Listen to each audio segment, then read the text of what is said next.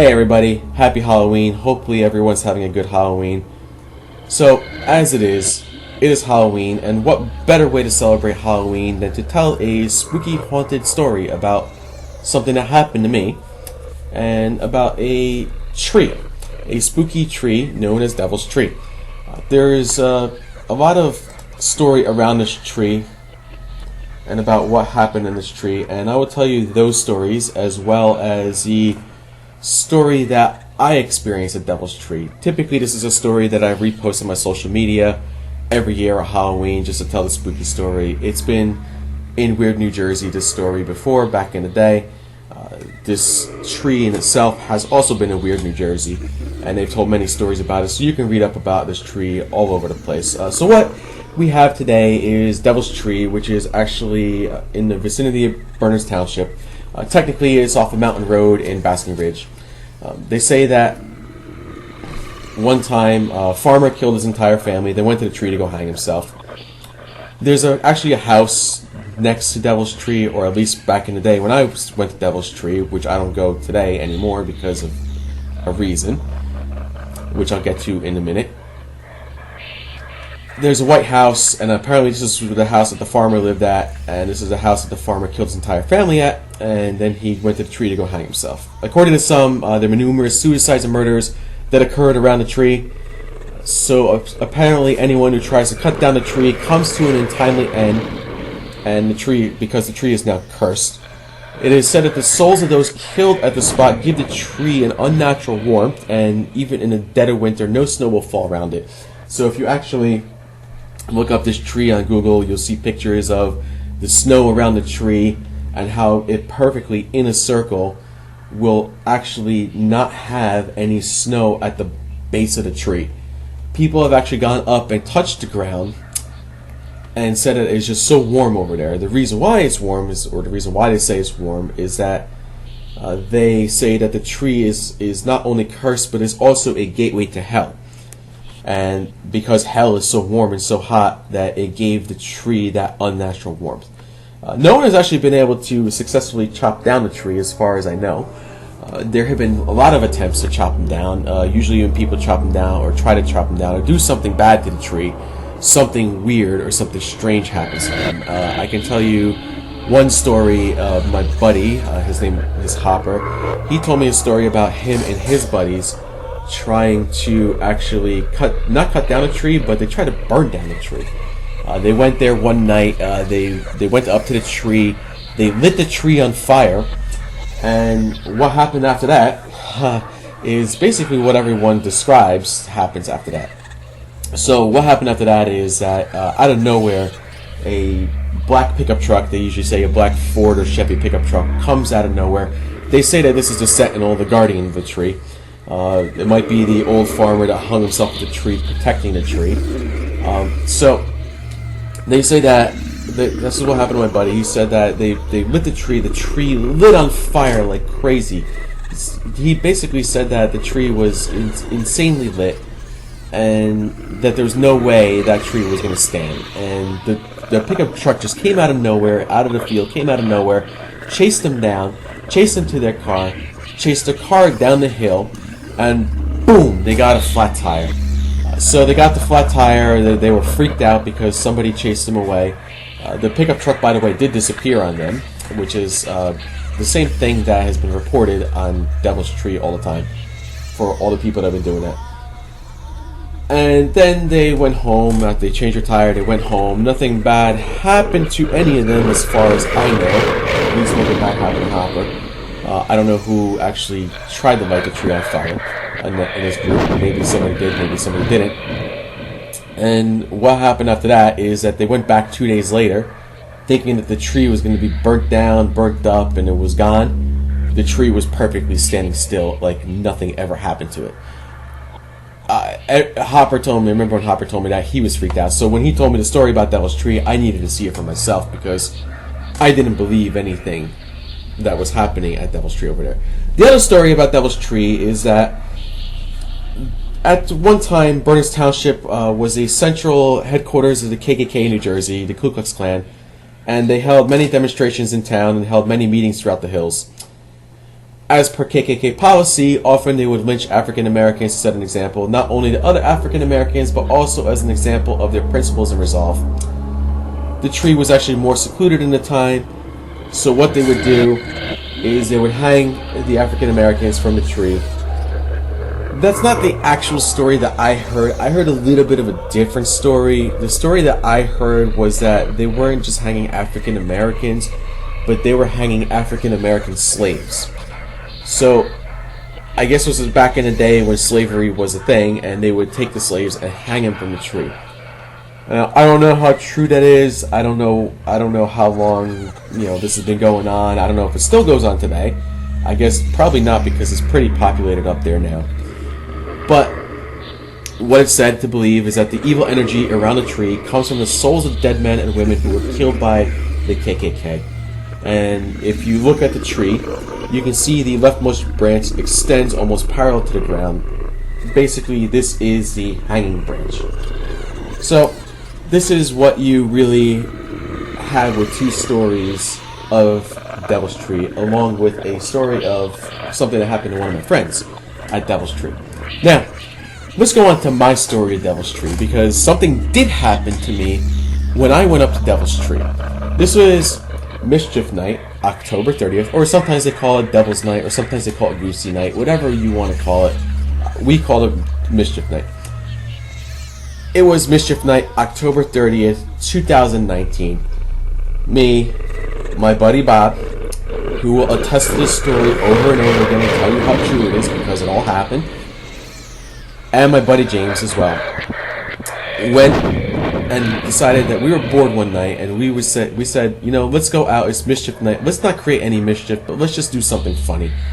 So we said, can we go ahead and visit a haunted place? We weren't sure if we really wanted to do that or not. What we've been typically doing is we've been playing this game called Random Turns. If you don't know what Random Turns is, it's kind of a fun game. You can actually get pretty lost playing Random Turns. You get in your car, you get a full tank of gas, and then you start with the passenger, or not with the passenger or the driver, whichever one's saying. You start moving and you say, okay, I'm going to take the third left. Then the passenger goes, I'm going to take the fourth right. And then the next passenger goes, I'll take the second left. Then the next passenger goes, I'll take the second right. And then the next, and you can go on, and your whole goal of playing Random Turns is you go until you don't have a lot of gas left and just enough to get to a gas station, or you go until you get lost. I've played this game many times before with some of my friends, and it's been kind of funny. Some weird things have happened while we played this game. I won't get into it, but it's always been a fun time. We haven't played that game in a long time. Actually, I don't think we've played this game since this happened at Devil's Tree. So I knew where I was going for the most part every time we were doing this Random Turns thing. Some of my friends may not have known exactly where. Sometimes we get ourselves into back roads. So every time, so we said, you know what, let's go ahead and play Random Turns. What the heck? And if we get somewhere, we get somewhere. I figured that I'd be able to take us into Random Turns into a haunted, spooky place like this. I knew the address of Devil's Tree because I passed by it a couple times, a month beforehand, just to see where it was, just to see where the road was. So I went ahead and I said, all right, let me go ahead and lead us to Devil's Tree. By every time a turn was taking us one way, I'd bring us back the other way. Eventually, we got to Devil's Tree playing Random Turns.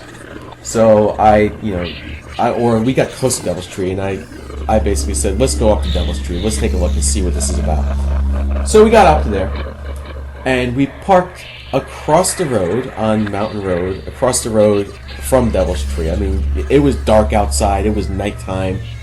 You can see it was a little foggy out at that point. It wasn't too foggy, but it was a little foggy out. And at the time I was driving my 99 Mustang GT, and it was just me, Bob, and James. It's kind of tight in the back. I want to say Bob was in the back, but I can't be 100% sure. It doesn't make a difference who was where. But I stopped, and I go, man, that's Devil's Tree, guys. This is crazy. That's a haunted tree. And like, oh man, that's screwed up. That's kind of creepy looking. I'm like, yeah. I go, what they say is that if somebody tries to chop it down, they come to an untimely end. And I was telling basically the same story to them. And so I said, hey, I got an idea. Why don't we try and see if anything happens if we try to chop down a tree? And everyone was like, nah, that's not cool, man. Don't do that. Don't do that. That's not cool. I'm like, no.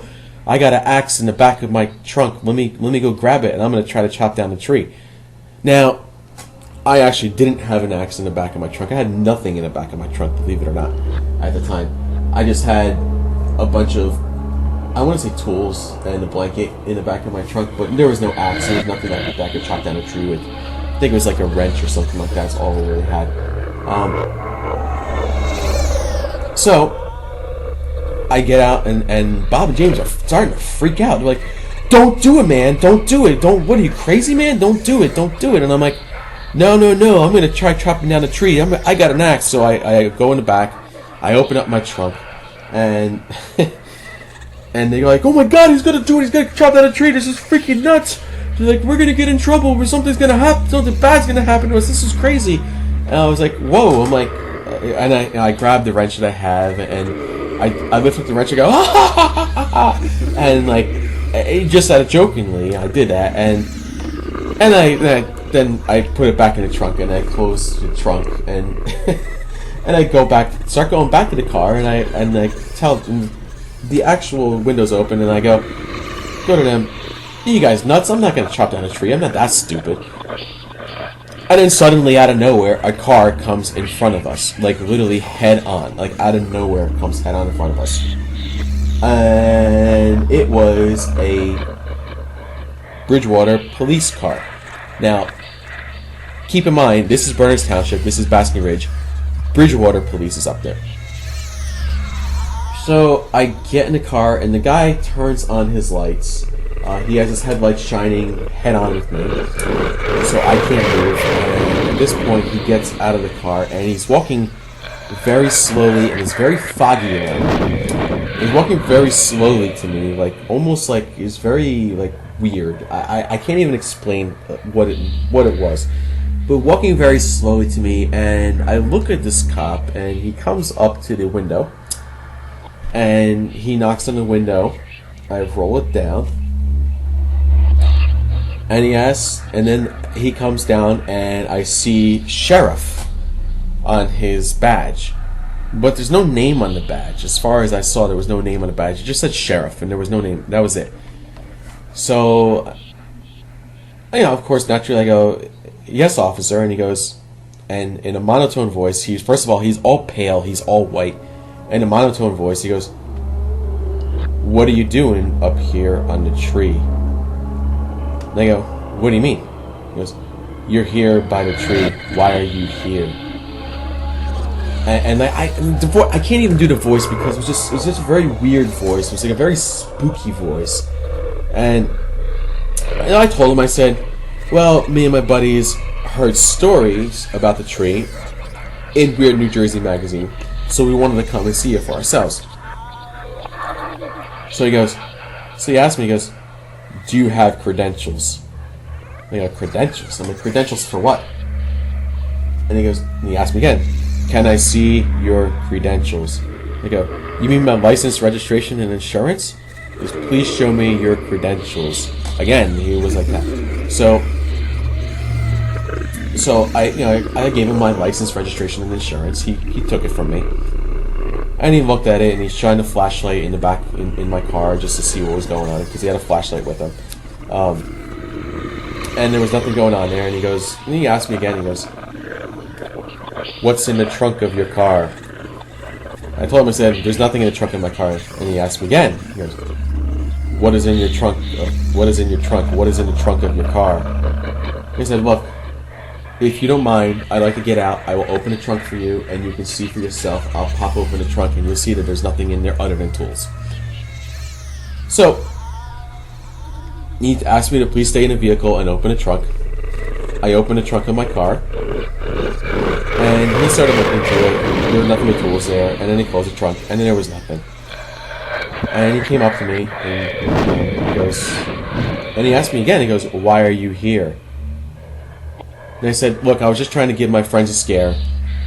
We read about the story. That's all it really is, and nothing else. We're not here to do anything. And he goes, okay, please stay here. So the cop actually went back to his car. I guess he must have ran the license, registration, and insurance at that point. or he still had mine. I'm hoping that's what he did. But it was very quick. He did it very quickly. And he came back, and he handed me back my license, registration, and insurance. And he says to me, he goes, "Okay, thank you very much. The tree is off limits to you."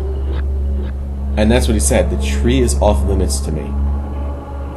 And I was like, so I look, and this guy was white, like, I want to say white as a ghost, because that's what it looked like, white as a ghost. I've never seen somebody seem this white and this act this strange or this weird before.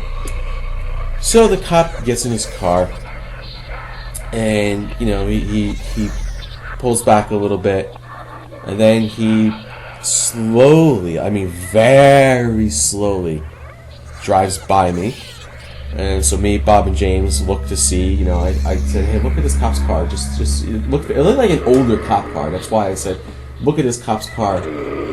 It seems a little old, and it's from Bridgewater." And this isn't Bridgewater. So me, Bob, and James look at the cop's car, and he drives by us very slowly, makes it about halfway to my car, and then it vanishes. The car literally vanished. It didn't vanish behind us. It didn't take off behind us. There were no taillights. There was nothing. The police car literally vanished in thin air. I swear to you, to this day, I still remember seeing it. I still remember the cop car just vanishing in thin air. You can ask my friends about the same thing. It happened. It was scary. I think at that point we just said, you know what, let's not stick around here. Let's leave and let's never come back. None of us have ever been back to Devil's Tree since. So that is my story, my Halloween story for you guys for Devil's Tree. I hope you guys did enjoy that story. I've never been back up there since. I don't plan on going back up there since.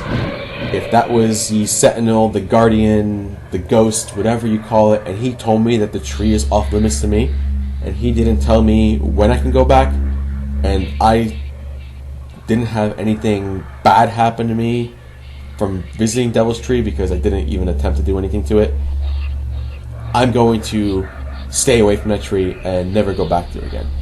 Now, granted, I've thought about it. I have thought about it, and I thought about, let me go back there to see what the tree looks like, to see what happens, or to give a friend a scare. But in the same sense, I think I have much more sense than that, and I don't want to go back up there, because if that is the cop, the Guardian, the Sentinel, and I go back up there, and he sees me, and he says back to me, "I thought I told you to stay away from this tree. The tree was off limits to you," then I'll even be more freaked out.